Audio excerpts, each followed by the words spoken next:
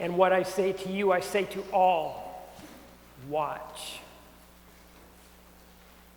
Today is the first Sunday of Advent, and every year, the gospel reading for the first Sunday of Advent comes either from Matthew chapter 24 or Mark chapter 13 or Luke chapter 21.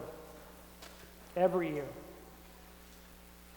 Biblical scholars call these three chapters the synoptic apocalypse.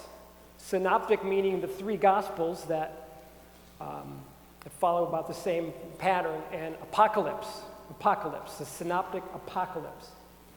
So, what is an apocalypse? And why would the church year always start with a reading about the apocalypse?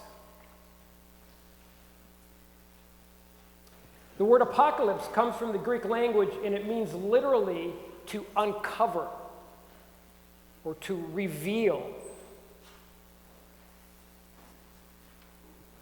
That's why the last book in the Bible, the apocalypse, is called Revelation. Applied to the Bible, apocalypse is a biblical literary genre that uses vivid prophetic and symbolic imagery to reveal or disclose truth that is valid for all times and especially for the end times.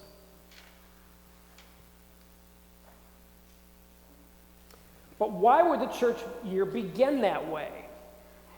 Why would it begin with language about the end? Well, that's probably because as far as the things of heaven are concerned, the end is contained in the beginning, and the beginning is contained in the end. The birth of Christ and the end of the age are connected. The King of the universe that we recognized last Sunday is contained in Christ, the Christ child born in the manger in Bethlehem.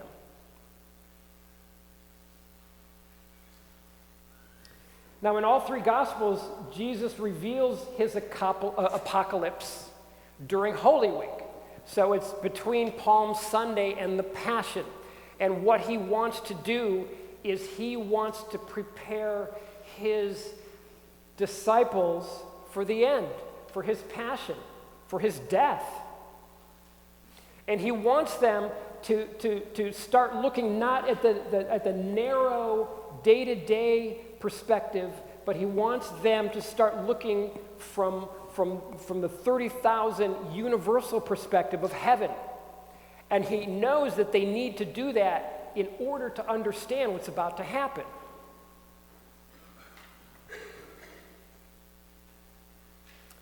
He's preparing them for his passion and beyond.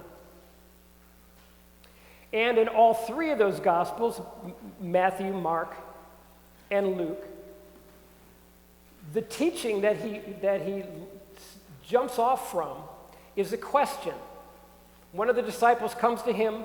They're proceeding out of the temple, and one of the disciples turns to Jesus and said, Look at this magnificent temple. Look at these big walls." Okay? The temple in 30 AD truly was magnificent. In the year 20 BC, Herod the Great, who was known, he was called great, not because he was a good guy, but because he built great public works projects. And one of them was the temple. So in 20 BC, he started rebuilding and enlarging the Second Jerusalem temple. The Second Jerusalem temple dated from the 6th century BC. And it had replaced the First Jerusalem temple, which had been destroyed in 586 BC by the Babylonians. And when the exiles came back from captivity, they started building a replacement of Solomon's temple. And the problem was it wasn't very grand or glorious. So for several centuries, they had sort of a second string temple. And Herod decided he was going to build the biggest, grandest temple that ever existed anywhere in the Middle East. And that's what he did.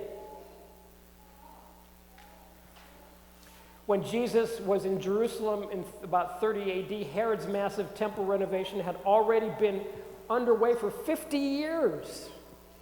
And the walls were enormous and huge and sturdy and strong and massive. And every Jew at the time must have been extremely proud of the temple's sheer size and magnificence. And it seemed indestructible. It seemed to represent heaven in its indestructibility. And that's precisely why Jesus seized on that opportunity for a teaching moment. Because Jesus accurately predicted the destruction of the temple. He said, "The days will come when there shall not be left here one stone upon another that shall not be thrown down." And the disciples must have been shocked. But his prophecy came true, and the destruction of the temple, the complete destruction of the temple, occurred in 70 AD, a generation after this conversation that he had with his disciples. And that's the year that the Roman army besieged Jerusalem in response to a violent and chaotic Jewish rebellion in Judea led by the Zealots, headquartered in Jerusalem. And the thing about the Zealots, there was a civil war happening in Jerusalem between two branches of Zealots and the moderates. And there was a lot of infighting, and in fact, there were murders going on among each other's leaders. And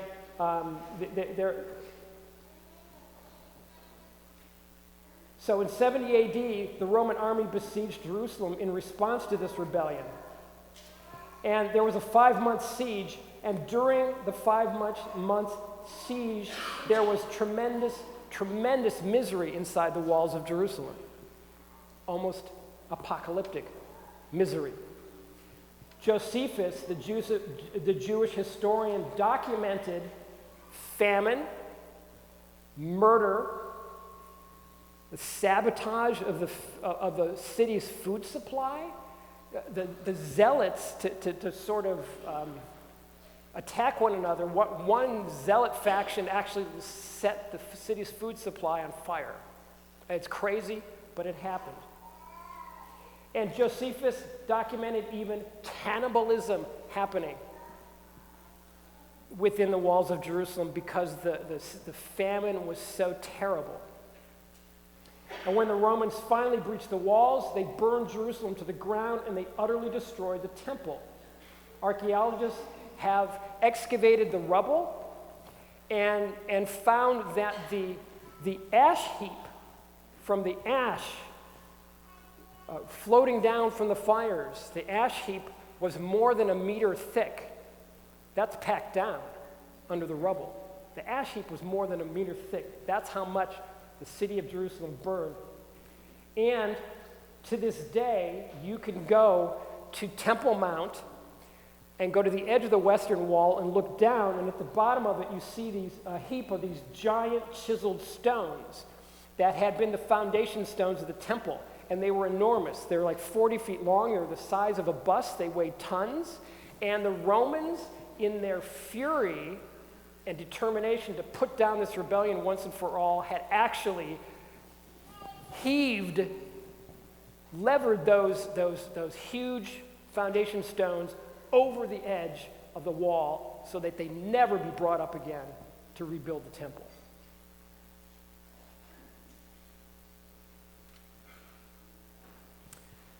What had appeared eternal and indestructible eventually fell within one generation. It fell because of corruption, because of political division.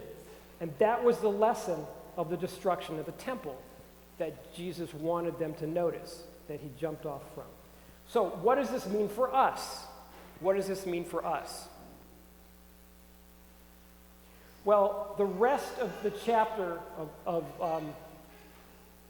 Mark chapter 13 teaches us two lessons. The first lesson that it teaches us is that Jesus teaches us, because these are his words. The whole of the chapter is his words. Teaches us that the persecution of the faithful is inevitable. It's inevitable, and it's not just random, but it's in the hands of God's providence. Jesus said, they will lay hands on you and persecute you, delivering you up to the synagogues and prisons, and you will be brought before kings and governors for my name's sake. You will be delivered up even by parents and brothers and relatives and friends, and some of you will be put to death. But he who perseveres to the end will be saved.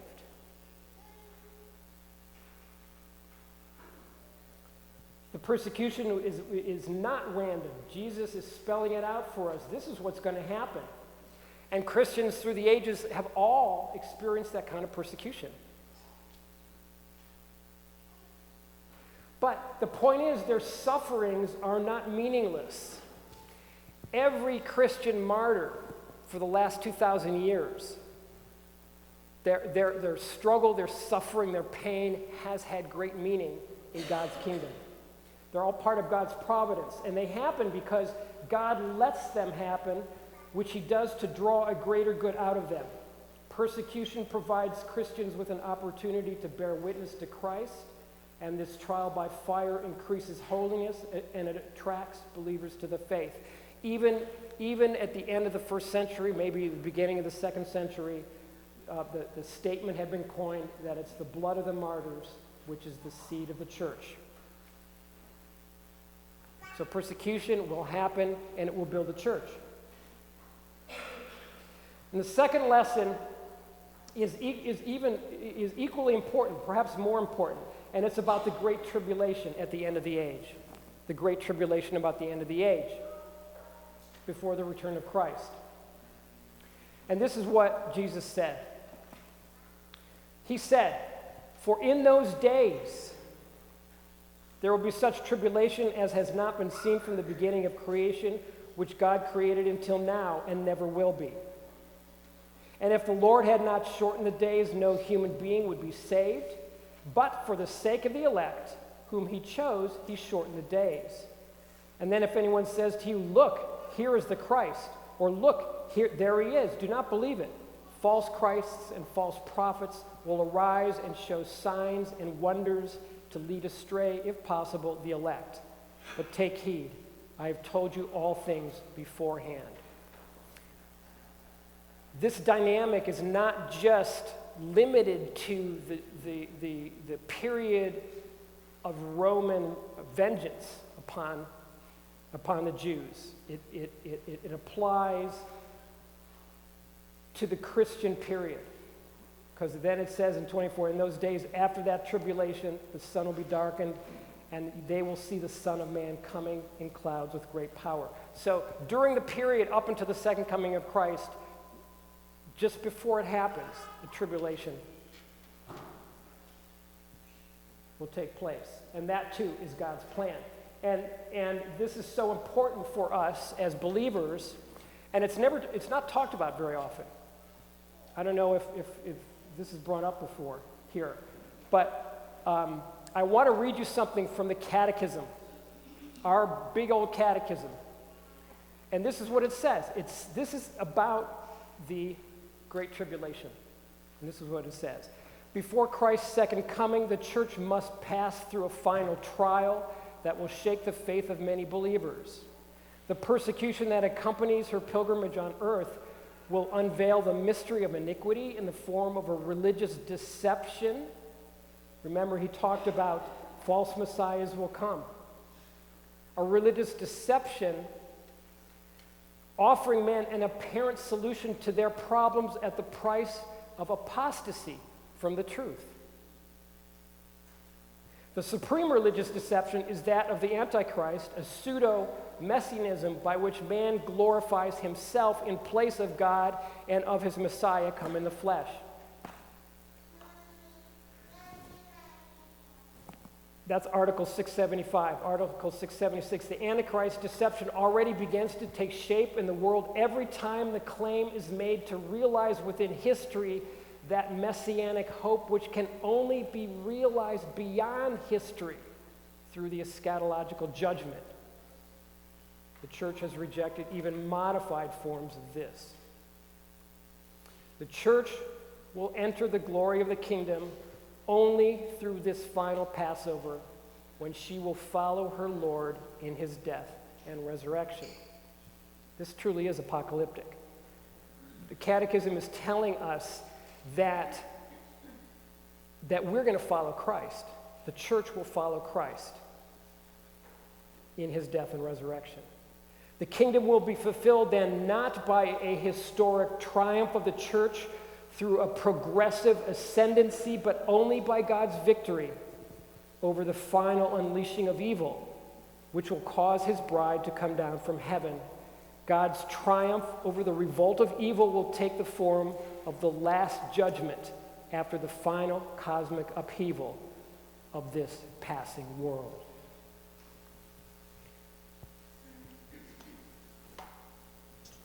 Therefore, all types of Christian triumphalism,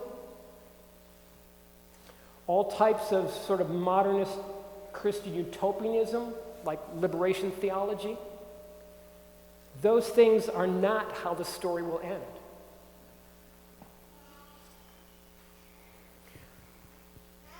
We won't end the story, God will. God will bring it to its conclusion.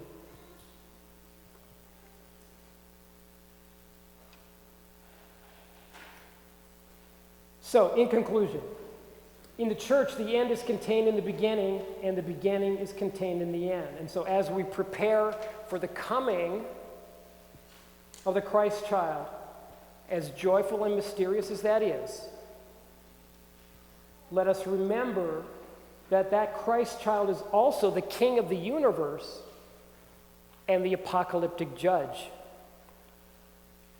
So as we begin this new church year, let us heed the warnings of Jesus and prepare and stay alert